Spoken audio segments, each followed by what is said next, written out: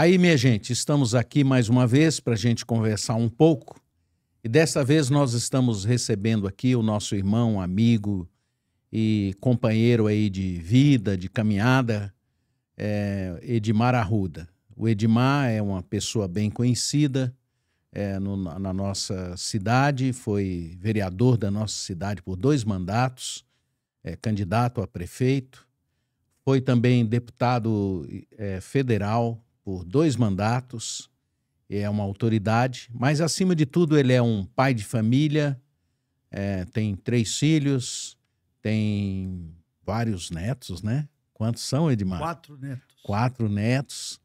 E ele está nessa oportunidade, vem ao nosso encontro aqui no podcast Naaman Mendes Oficial para a propósito do lançamento de um livro.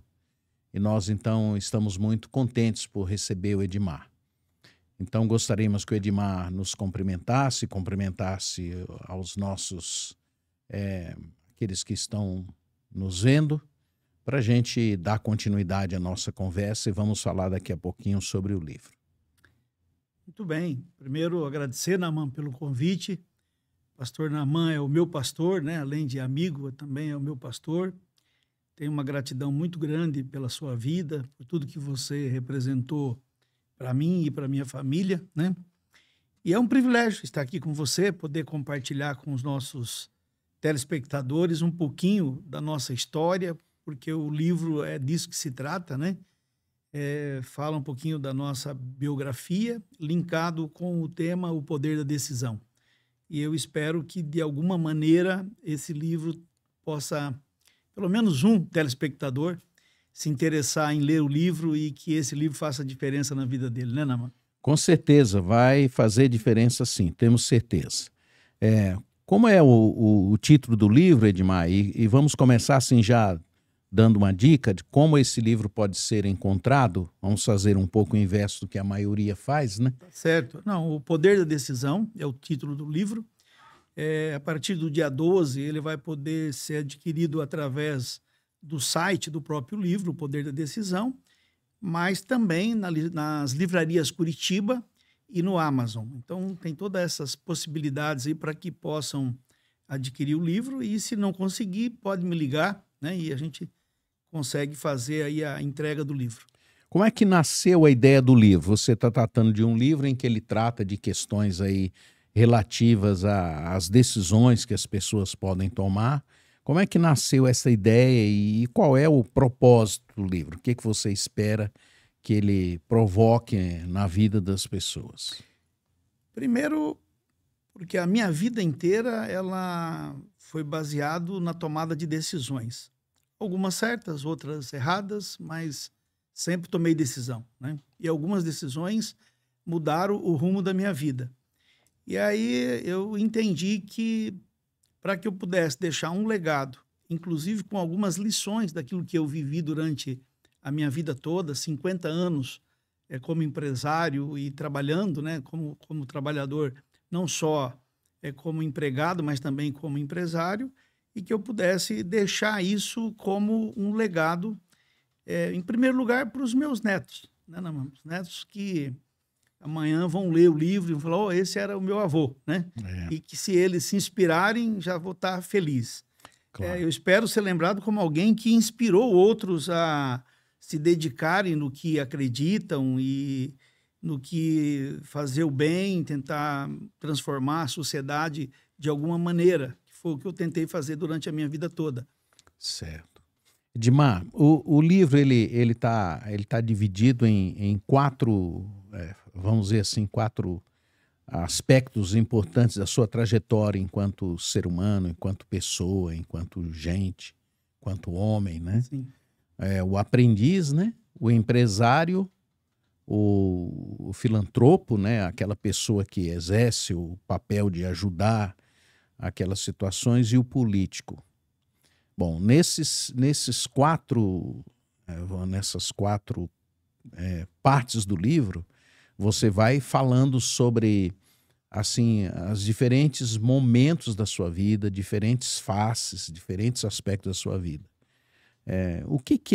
Qual que é o fio que você tentou deixar para fazer essa amarração nesses 4 Edmares, assim, né, vamos dizer, da sua vida? Na verdade, não foi muito fácil, né, não, porque eu trago para o livro praticamente 55 anos, né, desde do início do Edmar Arruda, lá em Tuneiras do Oeste, nascendo lá em 59, vindo para Marabá, começando toda uma jornada de engraxate, sorveteiro, boia fria, né? Depois fui para Tapejara, e em Tapejara também tive que fazer esse tipo de atividade para ajudar a família, mas com 15 anos eu tomei a decisão mais difícil e eu acredito ser a maior decisão da minha vida.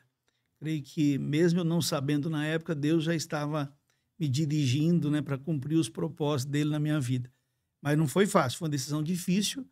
Então, eu venho narrando, né, a minha história com as atividades, e em cada parte desses capítulos, a gente traz algumas lições, né, daquilo que a gente passou, para que sirva para o leitor como, eu diria assim, um convite para que ele faça uma reflexão em relação à própria vida, em relação às decisões que ele tem que tomar, para que ele tenha coragem de tomar decisão, né? Porque, para mim, decidir é viver, não tem jeito, você tem que decidir, desde as coisas mais simples, né? Do dia, de escovar os dentes, tomar café, até as mais importantes, né? O seu livro, ele tem aspectos assim muito humanos, né? Como você acabou de falar aí, né? A história de muitas pessoas, né? De muitos brasileiros, né? Sim. Especialmente, que saem assim dessas situações complexas e difíceis da vida, da pobreza, né? E vão encarando a vida e pela bondade de Deus a gente vai superando do ponto de vista humano essas dificuldades que a gente enfrenta. E em alguns momentos ele traz assim histórias muito emocionantes, né, da sua própria vida, como a leitura de uma carta que você expõe, né, de uma pessoa, uma mulher, um amante do seu pai, né, que você leu para sua mãe. Como é que foi isso para você relembrar, e o que te levou a colocar isso no livro? O que você pensou quando você colocou isso lá? O que Deus te mostrou para você agora, já um homem adulto, já com muitas realizações, com muitas coisas já concretizadas na sua vida? O que te levou a fazer isso? A minha mãe casou com 14 anos. Teve 5 filhos homens, um atrás do outro. O início, um sítio lá em Tuneiras. Minha mãe sempre trabalhou muito, se dedicou muito. Analfabeta, sempre ajudando meu pai, né? E nesse momento da vida, eu já tinha começado a trabalhar com 9 anos de idade, para ajudar ali a família, tudo. Meu pai, ele deu muito trabalho para mim, né? Vamos dizer assim, houve uma inversão dentro da casa. Eu passei a ser o homem da casa e meu pai o filho mais velho, né? Para mim, em relação a mim, né? Eu tive uma inversão. Meu pai teve muito problema de relacionamento com o pai dele, com o meu avô. E um pouquinho para frente a gente pode até falar sobre isso. Meu pai não perdoava meu avô. Então isso gerou um desequilíbrio na nossa família, né? E neste momento, meu pai tinha realmente uma amante, e essa amante escreveu uma carta para minha mãe, contando que era amante. A minha mãe esperou eu chegar e deu a carta para me ler. Eu li a carta. Falei para minha mãe: mãe, vou embora. Eu vou embora e volto para te levar. Sim. Namã, foi um momento muito difícil, porque eu vim embora para Maringá com 15 anos de idade, sem conhecer Maringá, sem ter emprego, sem ter dinheiro, sem ter nada. Cheguei aqui sozinho e encontrei um amigo, o Zé Jorge, que eu falo no livro. Ele falou, não, eu tinha o nome da empresa que ele trabalhava e fui nessa empresa. E aí eu fui, naquela noite, dormir na casa dele. Foi bem em 75, durante aquela geada, quando,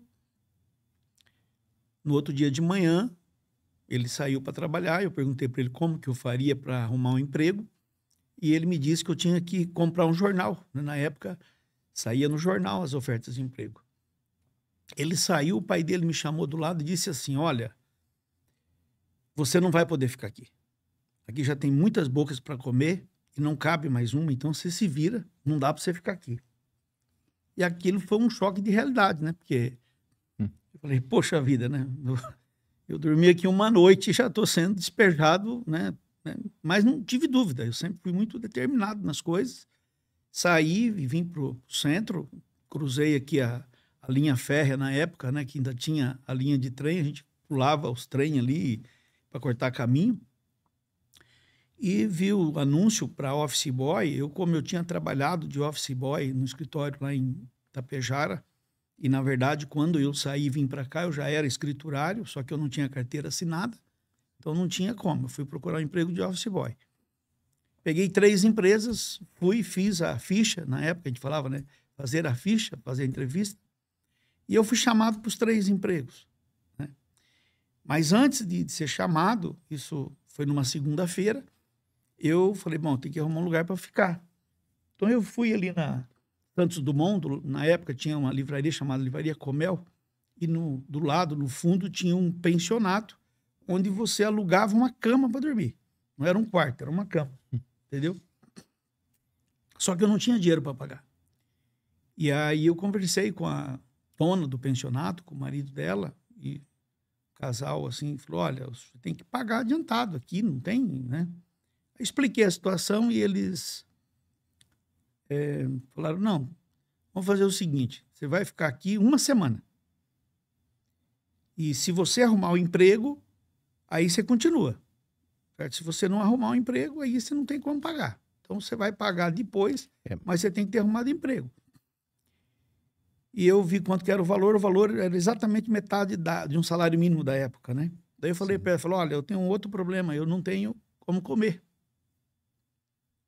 E também não tenho dinheiro para comprar comida. Eu preciso de um lugar onde eles possam me fornecer para me pagar quando eu tiver empregado. Aí eu fui, ela me indicou um local, eu fui lá, conversei com a senhora. Ela falou, não tem problema não, o senhor pode pegar aqui uma marmita que dava a outra metade do salário mínimo, né? Então, eu pegava essa marmita, comia metade no almoço e quando não estragava, eu comia outra metade na janta, né? Eu me lembro que, muitas vezes, eu ia para o estudo de educação com fome. Chegava na hora do intervalo, as pessoas iam para a cantina, né? Comprar um pastel, alguma coisa. Eu ia para o banheiro, chorava, lavava o rosto e voltava para a sala de aula. Edmar, você tinha que idade quando você fez esse movimento? 15 anos. 15 anos. Você estava em que altura, assim, na sua escolaridade? Eu estava no primeiro ano, na época, do ensino técnico, né? Que era o ginásio, depois você ia já para o ensino técnico, porque hoje é diferente, e depois dos 3 anos do ensino técnico, você iria para a universidade, né? Certo. Como você está vendo e ouvindo e participando desse momento, aqui no nosso podcast, a gente conta a história das pessoas, dos seres humanos, de gente que passou por muitos processos difíceis. E o propósito disso é fazer com que você também reflita sobre a sua vida e você perceba que há sempre um caminho para o Senhor na nossa vida e na nossa existência. Às vezes a gente não o vê, a gente não o enxerga agindo na nossa vida, mas como você vai perceber aqui, Deus agiu na vida do Edmar de uma forma muito bonita. Edmar, o título do livro é O Poder da Decisão. E tem um subtítulo que diz assim: suas decisões podem mudar o mundo. Como você percebeu ou começou a perceber que as suas decisões poderiam influenciar as pessoas e influenciar o ambiente em que você vive, né? Depois dessa experiência assim, ou dessas experiências iniciais da sua vida difíceis, né? Mas que exigiram de você decisões, às vezes, rompendo com a sua própria, vamos dizer assim, com o seu próprio projeto de vida, né?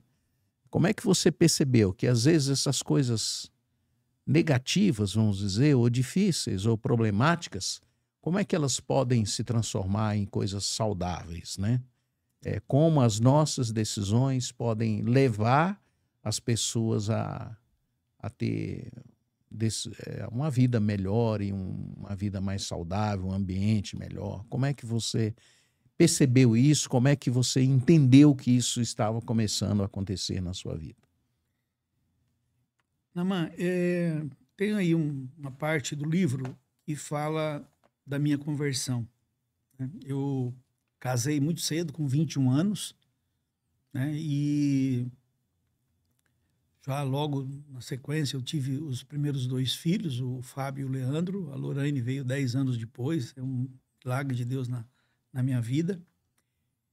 Mas eu conhecia Jesus em 88, né? E aí foi o divisor de água, né? Então, a primeira decisão mais difícil e importante da minha vida foi a decisão de vir para Maringá, de sair de casa. E a segunda decisão, e mais importante que a primeira, foi aceitar Jesus como Senhor e Salvador da minha vida. Receber Jesus como Senhor e Salvador da minha vida. Ele me aceitar, né? E isso fez toda a diferença. E aí, a partir deste momento, eu vi que antes eu tinha uma visão de que eu tinha que ganhar muito dinheiro, eu tinha que ser muito rico, e que se os meus filhos fossem ser médico, eu tinha também que deixar para eles um hospital, né? Ou seja, era tudo no eu, né? Na minha força. Eu entendia que eu tinha que fazer, até para que os meus filhos... eu tinha como propósito quebrar elos da vida que eu tive para a vida que os meus descendentes teriam, né? E eu estava olhando a coisa do lado errado, né? Totalmente errado.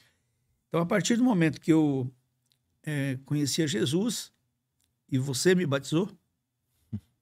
Verdade, foi eu que tive esse privilégio. Você me batizou, eu comecei a ver as coisas de uma outra maneira.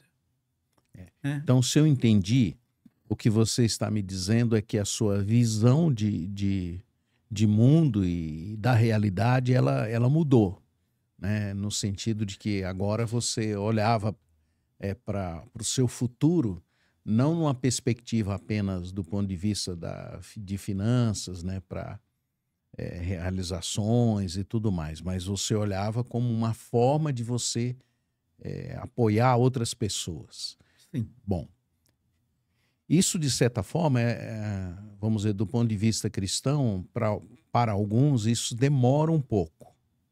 E parece que as pessoas não percebem, mas Deus vai tecendo a vida da gente, para a gente, a nossa infância, as nossas lutas, as nossas dificuldades, e até o apoio que a gente recebe de outras pessoas, né?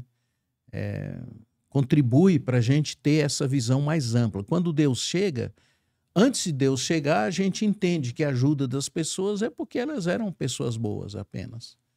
Depois, quando a gente olha para trás, a gente vê que Deus usou aquelas pessoas para que a gente pudesse conhecer a Deus e a visão da gente, a compreensão da realidade da vida pudesse mudar e também a percepção que a gente tem do outro ser humano pudesse mudar também. Então, a minha pergunta para você agora porque eu acho que isso é uma coisa muito importante que você coloca no livro aí como um aprendiz, quais são as lições que você aprendeu com essas pessoas, né? Ou qual o significado dessas pessoas que te apoiaram, né? Aí na sua vida, e se você fica à vontade para você, inclusive, falar de alguns que você recebeu esse apoio. Naman, esse livro, se eu pudesse resumir o meu sentimento em relação ao livro acabado, pronto, é 2 palavras apenas, é gratidão e celebração. Né? Eu pude resgatar pessoas que me ajudaram em cada momento da minha vida. Deus colocou lá. E eu fiz questão de registrar essas pessoas. Eu poderia citar, quando eu cheguei nesse pensionato, eu não sabia, mas ali, na verdade, era um verdadeiro antro de prostituição e droga. E eu cheguei no sábado, um senhor negro era o único que morava num quarto sozinho. Ele era o único. Então, no sábado, o que ele fazia? Ele tirava toda a mobília para fora para encerar o quartinho dele lá e passar o escovão. Isso você conta no livro. Conta no livro. Tá? E essa pessoa, ela... No sábado eu vi ele fazendo, eu sempre sou muito proativo. Falei, opa, tudo bem? Como é que vai? Me apresentei. Falei, quer que eu te ajude aí e tal? Eu já comecei, peguei o escovão, comecei a escovar, ajudar ele, pôr os móveis para dentro e tal. Quando terminou ali de fazer a faxina no quarto dele, ele falou, olha, fica aqui. Ele saiu e chamou todo mundo.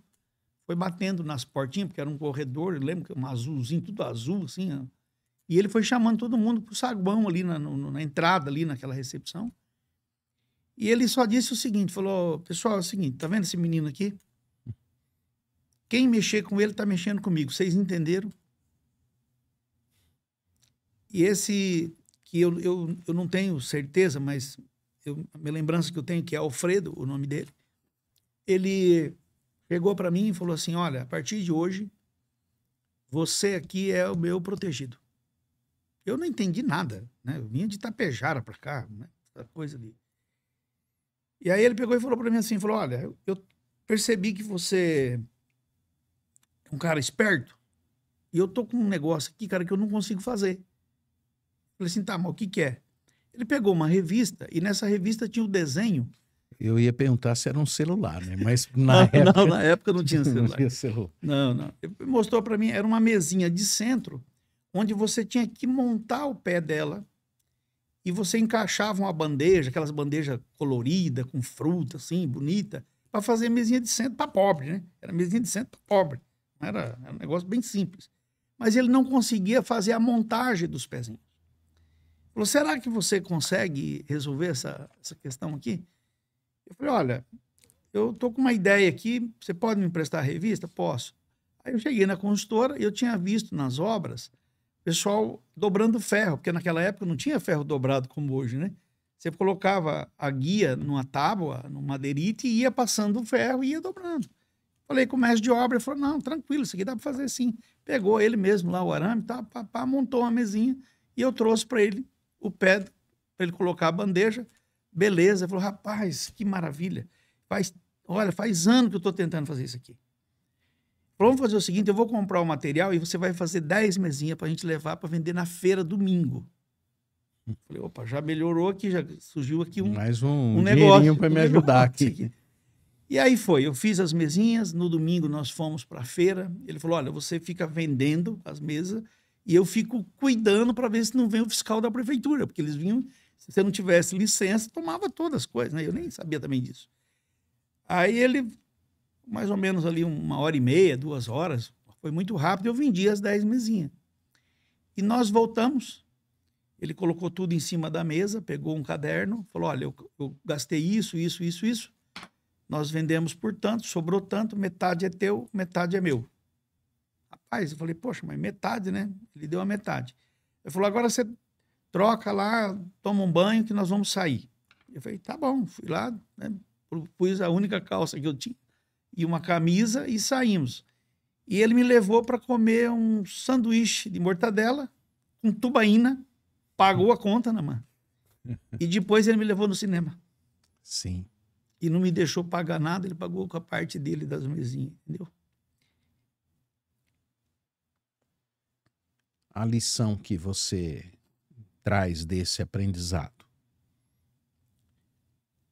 A lição, né, mãe, é que nós sempre temos algo a dar ao próximo. Entendeu? A gente, quando você perguntou sobre o que eu coloco no livro e que as nossas decisões podem mudar o mundo, até eu fui questionado, pô, mas mudar o mundo? Eu falei, olha, a mudança, ela parte de cada pessoa. A mudança é de cada pessoa. E isso vai mudando o mundo, né? Nós sabemos muito bem que a célula da sociedade é a família.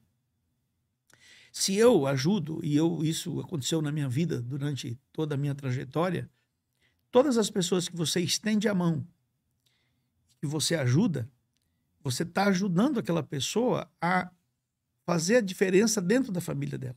E aí você vai rompendo, né? Tanto quando a gente fala de conversão, de tudo, toda a vida dela vai mudando. Sim. E aí eu aprendi o seguinte, que nós podemos fazer algo por aquele que está próximo da gente e isso vai fazer uma diferença muito grande. Eu trago no livro uma história que eu acho bem bacana, e assim, por isso que eu coloquei. Eu fui convidado pelo missionário Edson Teixeira para ir para o Haiti. O Edson, depois do terremoto que teve no Haiti, ele tem lá alguns orfanatos que ele mantém, são 7 orfanatos. E ele queria que eu fosse lá por uma questão da minha área de atuação. E eu resolvi, então, eu e o Marcelo Siena, que é meu amigo, empresário aqui de Marialva, a gente fotografar todas as crianças e, num evento que nós íamos fazer aqui do Instituto Pai, a gente colocou um painel para que as pessoas pudessem adotar aquelas crianças, ajudando com um valor para sustento e para pagar todo o material de escola. E aí a gente chegava no orfanato, as crianças estavam lá organizadas e a gente tirava foto individual. Certo. Okay? No 7º orfanato, a gente já estava muito cansado, eu cheguei e eu senti um negócio diferente. As crianças tudo limpinha, as outras a gente tinha que dar uma arrumadinha, pentear o cabelo, passar uma aguinha no rosto, sabe? Tinha que, né, fazer aquele preparo ali para fazer a foto e tal. E nesse não, mano, nesse estava tudo organizado. E uma menina, a menina nova, na época acho que devia ter uns 16 para 17 anos, e tal, e as crianças obedeciam, tudo arrumadinho, alinhadinho. Tudo. E ela que cuidava? Não, ela estava organizando porque a tia dela estava doente, que era aquela que era responsável pelo orfanato. E eu observando aquilo, tiramos as fotos, eu chamei o pastor Frederico, falei, pastor, quem é essa menina? Ah, é a Renete, que no português chama Fátima. Eu falei, chama ela aqui. Aí eu pedi para ele traduzir e perguntei para ela, vem cá, o que você está fazendo aqui? Você trabalha no orfanato? Ela me disse assim, não, eu não trabalho aqui. Eu moro no interior e eu vim para cá e estou ficando aqui, como minha tia está doente, eu estou dando uma ajuda para ela.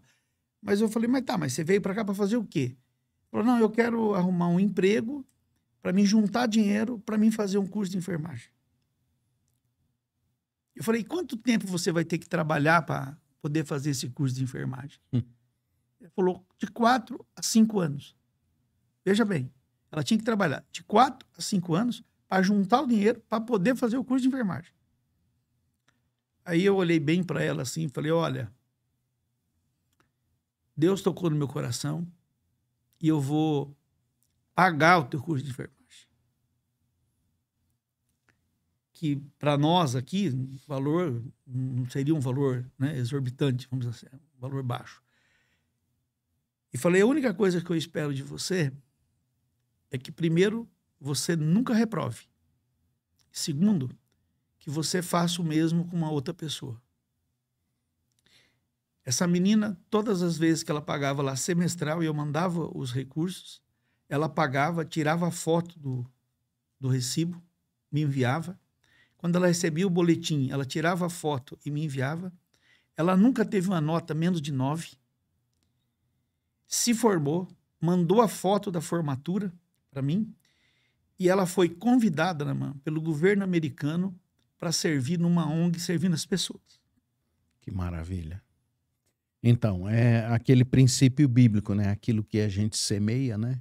A gente vai Deus colher. vai colher e Deus vai multiplicar, Vai multiplicar, né? com A gente certeza. pode ter apenas alguns peixinhos e alguns pães, mas nas mãos Que Deus. do Senhor, ele multiplica isso. Que maravilha. Edmar, assim, a sua vida, ela não teve só sucesso, né? Ela teve algumas dificuldades, Não, né? muitas dificuldades. Né? Mas você sempre assumiu as responsabilidades das decisões, né? Quais foram, assim, os elementos que te levaram, assim, a no meio, às vezes, de um fracasso, ou o que te levou no meio disso, né, a tomar as decisões, né, até às vezes arriscadas, né, para ajudar, para iniciar alguma coisa, né, algum projeto? Como é que enfim, como é que essas experiências, que à medida que a gente vai vivendo, a gente vai percebendo que algumas coisas, né, a gente perde, né? Sim. Eu, como futebolista, tive que aprender a perder, né? Porque nem sempre a gente ganha, né?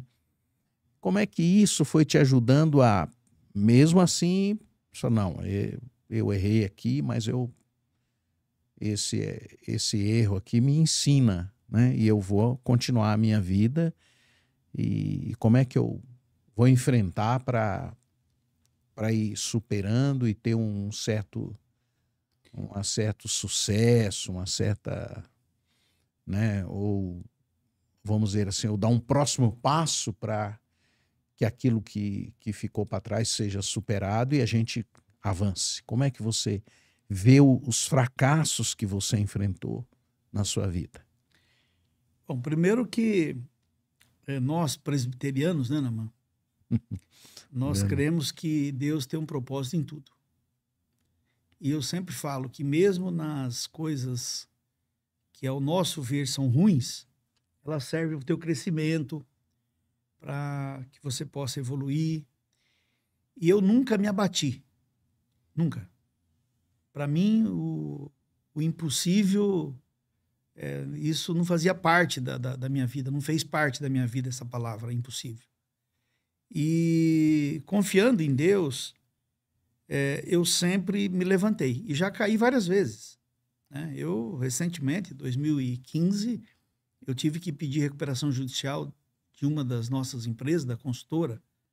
Eu, como deputado federal, com mais de 600 funcionários, fazendo 2.500 casas do programa Minha Casa Minha Vida, 7 meses sem receber, tive que pedir recuperação judicial, uma exposição terrível, piquete na frente de casa, imprensa, tudo que você pode imaginar. Mas eu tomei uma decisão, reuni meus filhos e a Silvana, na época, e tomamos uma decisão. Nós vamos vender tudo o que temos e vamos honrar todos os compromissos. Então, eu nunca me prendi às coisas. Então, eu sempre entendi da seguinte maneira: Deus está no controle da minha vida. E eu vou à luta. Você não pode ficar parado, você não pode parar. Mas a lição que eu tento deixar aqui no livro é que todos esses momentos, eles servem como aprendizado para que você possa dar o seguinte passo. Ou seja, você não pode deixar de fazer as coisas por aquilo que aconteceu. É levantar a cabeça e tocar em frente, fazendo com responsabilidade, analisando os erros que você cometeu para que você não cometa novamente, mas é assim que a vida é. A gente tem que confiar e ir em frente, não pode parar, entendeu? Sim. Um dos momentos assim mais marcantes do seu livro, né, para mim, que sou cristão e pastor, é o momento da sua conversão. Como é que foi isso? Conta pra gente, né? Você já se referiu a ela, mas agora com um pouco mais de, assim, de um momento decisivo. Como é que foi isso? Eu vim da Igreja Católica, eu ia à igreja, levava os meus filhos para a igreja, mas eu estava vivendo um momento onde foi o melhor momento da minha vida financeira, empresarial, estava no melhor momento. Mas um vazio muito grande. E aí eu fui convidado, na verdade eu recebi uma visita em casa do Gama, que é da Igreja Metodista, e a sua esposa, para fazer aquela visita de evangelismo, né? E coitado, eu acho que ele falou assim, mas onde que eu fui bater aqui, né? Bem, rapaz, eu reticente, aquele cara contradizendo tudo e questionando, e ele chegou num ponto que ele falou, acho que não vai adiantar, deixa quieto. E ele havia me convidado, daí ele me convidou para que nós fôssemos no domingo, num culto na Igreja Metodista, que ia ter a apresentação de um coral. E eu fui para esse domingo na Metodista. Eu fiz um curso de especialização na universidade, especialização em planejamento e desenvolvimento agrícola, e topei lá com um cabra chamado Edinaldo Miquelão. Esquerda e eu centro-direita. Então, o embate nosso começou em sala de aula nesse curso. E nos tornamos amigos, e depois eu acabei sendo padrinho dele de casamento, inclusive. Pois é, naquela época ainda se conseguia, né, conversar sobre esses Conseguia. assuntos sem brigar, sem brigar, né? exatamente. Sem se tornar inimigos. Então, o Edinaldo Miquelão... Aí fui no domingo, rapaz. Quando foi na semana seguinte, a minha secretária lá, a recepcionista, falou assim, olha, tá aqui o seu Miquelão, quer falar com o senhor. Isso já era 6 horas da tarde. Eu falei, não, pode mandar ele entrar aqui e tal. Aí ele entrou, tirou um livrinho, 4 leis espirituais, leu o livrinho, falou para mim assim, agora você se ajoelha e ora aceitando Jesus como Senhor e Salvador da sua vida. Aí eu olhei bem para ele e falei assim, pô, Miquelão, obrigado por você ter vindo aqui e tal, mas, rapaz, comigo não funciona muito assim não, entendeu? Fala o seguinte, me dá esse folheto aqui, e eu vou levar para casa, vou ler, pode ficar tranquilo, tal, obrigado. Aí ele se despediu e foi embora, né? Cheguei em casa, peguei aquele livretinho amarelo, compridinho, coloquei no criado do lado da minha cama. Passado alguns dias, eu acordei 4 da manhã, olhei no relógio, 4 horas da manhã, olhei para o livrinho, peguei o livrinho, fui para o quarto ao lado, li o livrinho e orei ao Senhor, convidando Jesus para fazer morada na minha vida. Então foi um momento assim, sozinho, mas que mudou a minha vida.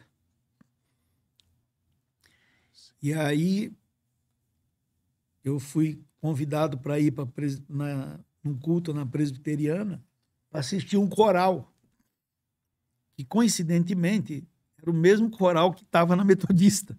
Então eu fui lá na IPI e cheguei lá na IPI e encontrei algumas pessoas que eram do meu relacionamento, por exemplo, Maurício Cândido. Aliás, a primeira escola dominical que eu fiz, eu ganhei um livro do Maurício Cândido, né?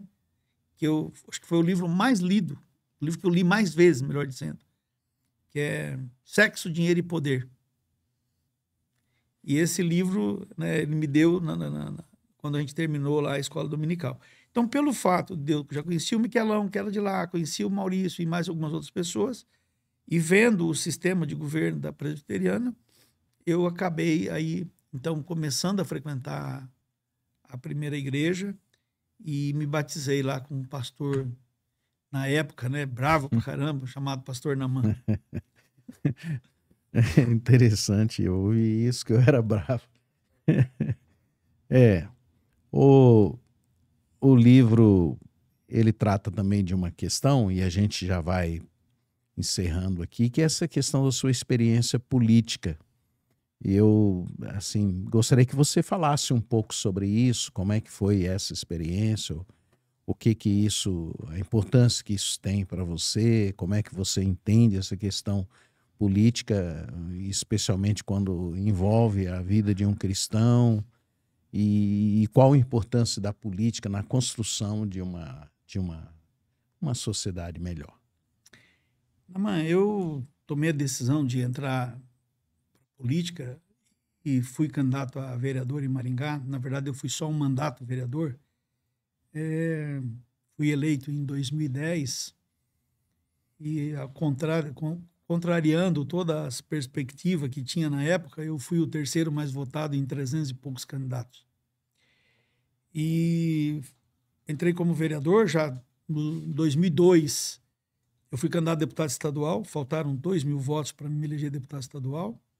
2004, fui candidato a prefeito, né? Comecei com 1,4%, terminamos com quase 15% dos votos. Fiquei 6 anos fora para implantar um projeto que é um case de sucesso que eu trago para o livro, que é a Frangobras, que foi implantado lá em Campo Mourão. Em 2010, Deus permitiu que eu fosse eleito deputado federal e eu tive 2 mandatos.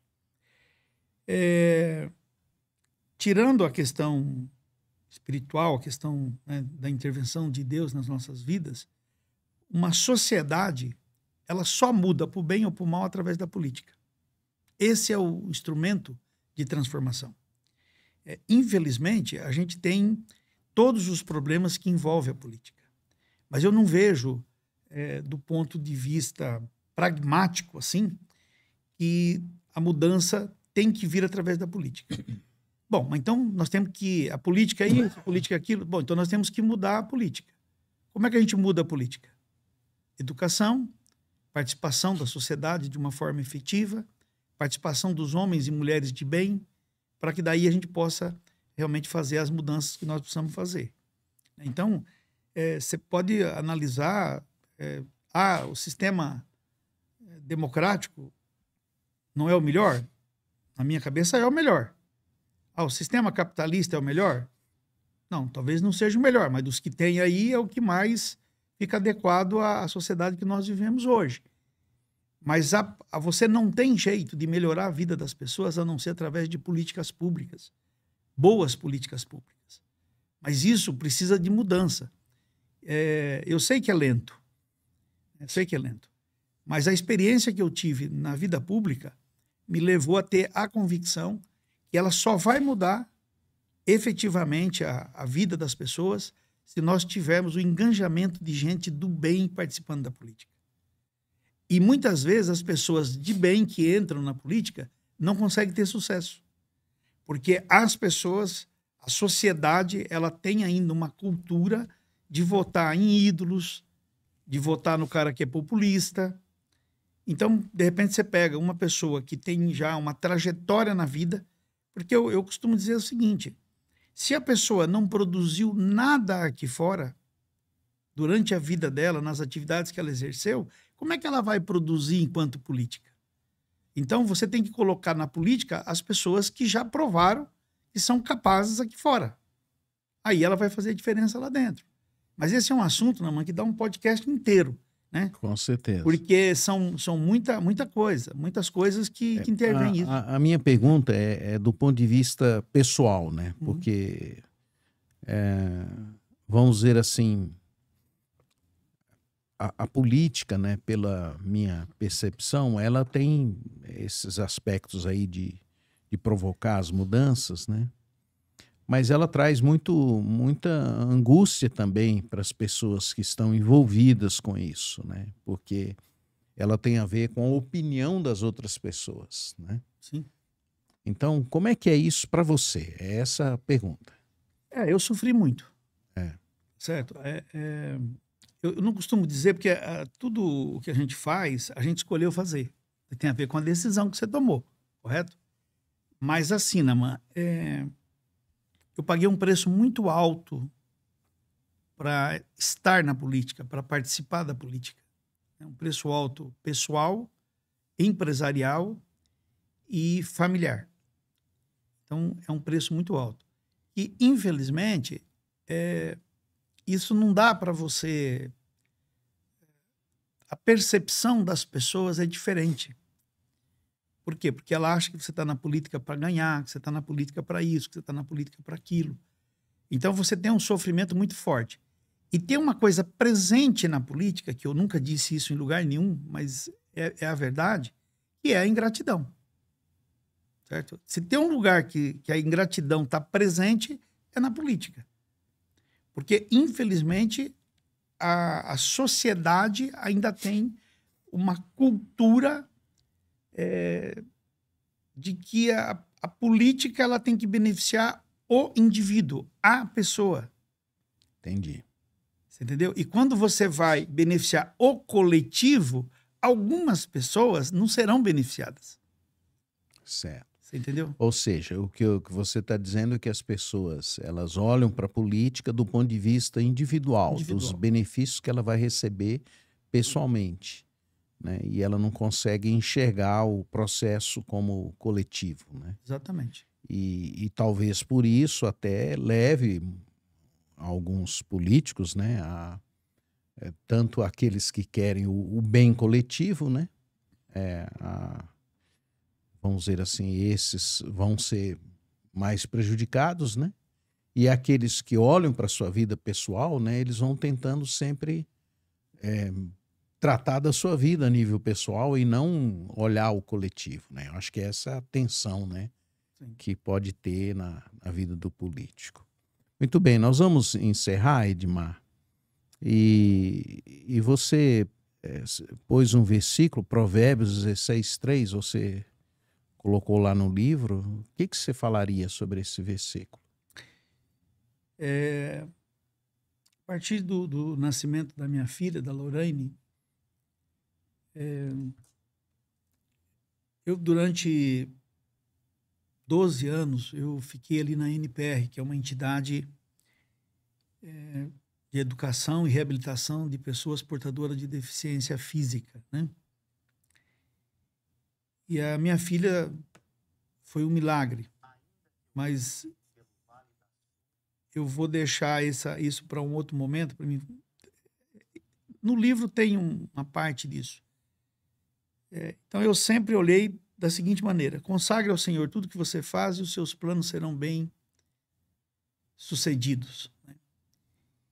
E quando eles eventualmente não forem bem sucedidos, é porque não era para ser. Certo? Então, se você tiver essa compreensão, né, a vida fica mais fácil, fica mais leve. Né?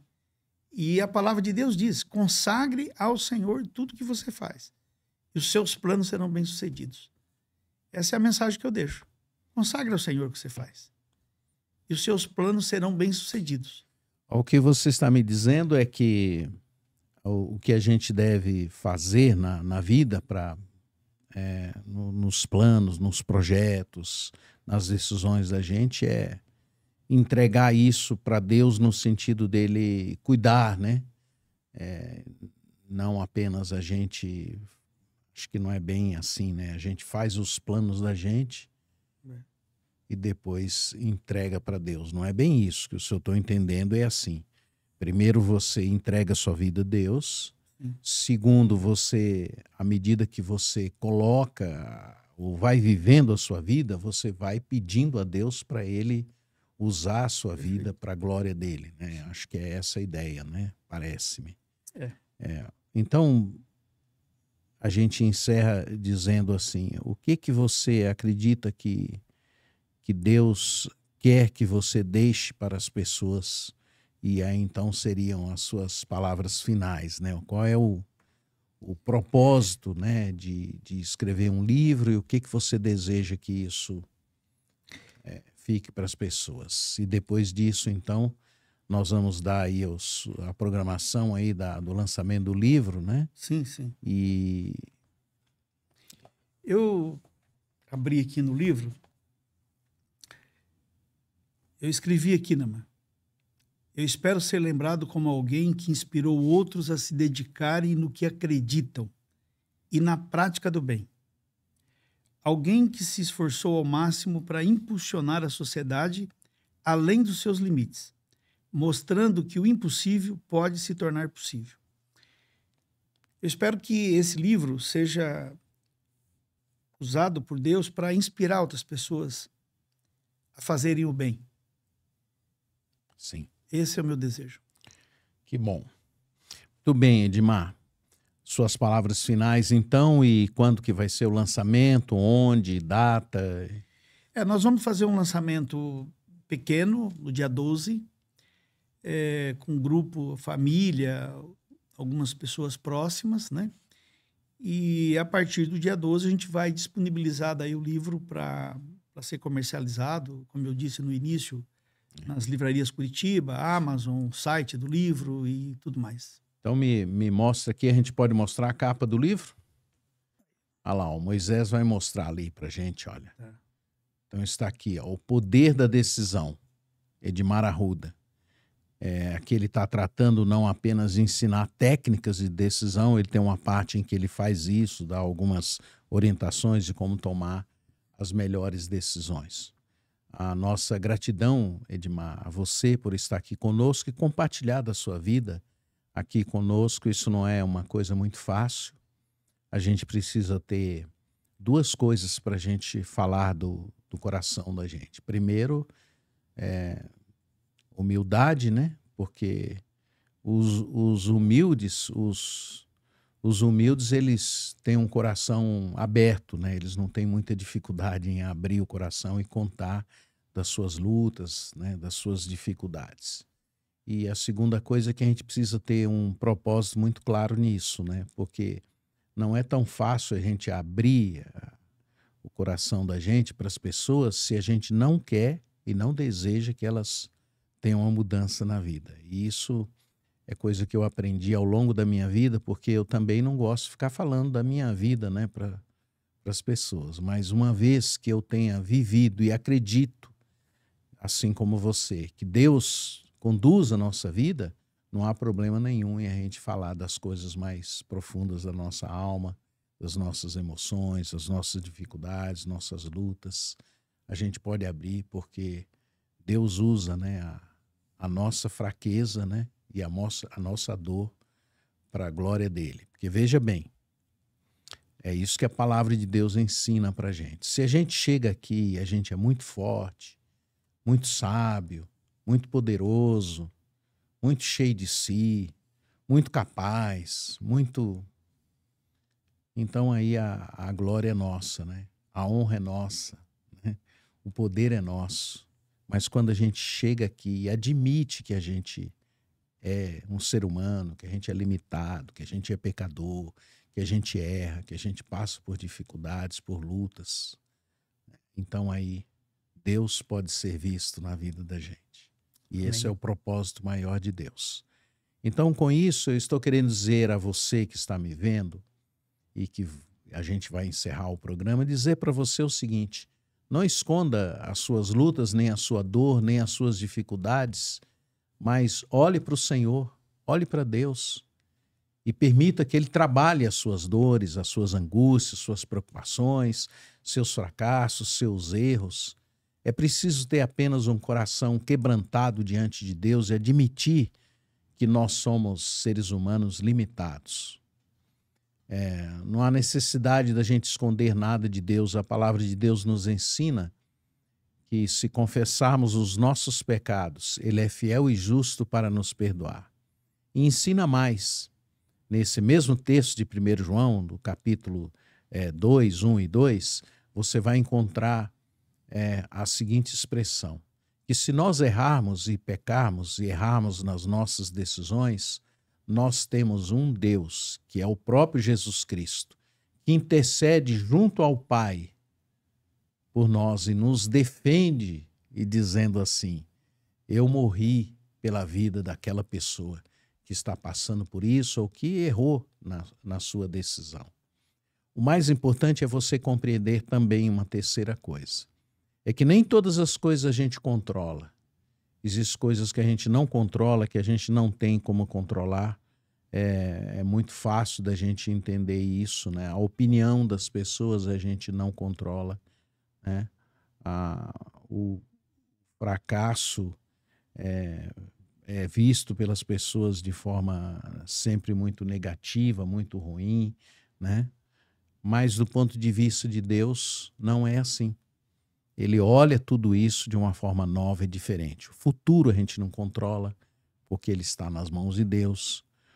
O erro, né, que as pessoas cometem contra a gente, é Deus quem controla. A gente não pode fazer nada por elas, né? Às vezes, as crises circunstanciais, né, de contingências, a gente também não controla. As decisões que os outros tomam em relação à nossa vida ou em relação às outras pessoas, a gente também não controla. O que aconteceu no nosso passado, ele já aconteceu, a gente não tem controle mais sobre ele. Não temos como voltar, né? E se tudo que a gente imaginar, né, com relação ao nosso passado, tivesse que ser tratado do jeito que a gente queria e do jeito que a gente quer, as coisas já teriam sido resolvidas. Os imprevistos a gente não controla, né? E o fracasso das outras pessoas a gente também não controla. Existem coisas que a gente acha que a gente controla. Existem coisas que com certeza a gente não controla. Essas que eu citei são aquelas que a gente não controla e elas estão nas mãos de Deus quando a gente tem consciência e crê em Jesus.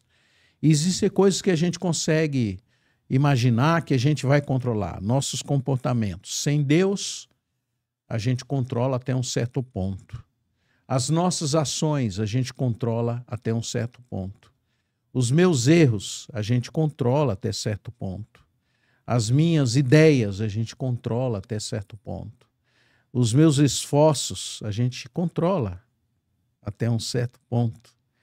Meus cuidados, a gente não consegue controlar tudo. Então, os hábitos, tudo isso a gente pode ter um certo controle. Agora, se Cristo não entrar na sua vida e ele se tornar o poder de Deus dentro de você para você controlar essas coisas que os homens dizem que a gente consegue controlar, algumas delas você não terá controle. Você precisa de Cristo na sua vida para que essas coisas aconteçam. Aí vem o fruto do Espírito, aí vem o poder do Espírito Santo na sua vida para você ter disciplina, para você ter ações inteligentes, para você ver o seu esforço sendo multiplicado em coisas saudáveis, e estas e aquelas outras que eu controlo e aquelas que eu não controlo, todas precisam ser colocadas nas mãos de Deus. É isto. Eu espero que você coloque a sua vida nas mãos do Senhor, e esse foi o propósito do nosso podcast. Que Deus te abençoe, Edmar. Amém. Um abraço e que a gente continue na caminhada da vida, tentando servir a Deus e fazer as coisas para a glória dele. Que Deus te abençoe. Amém. Um abraço.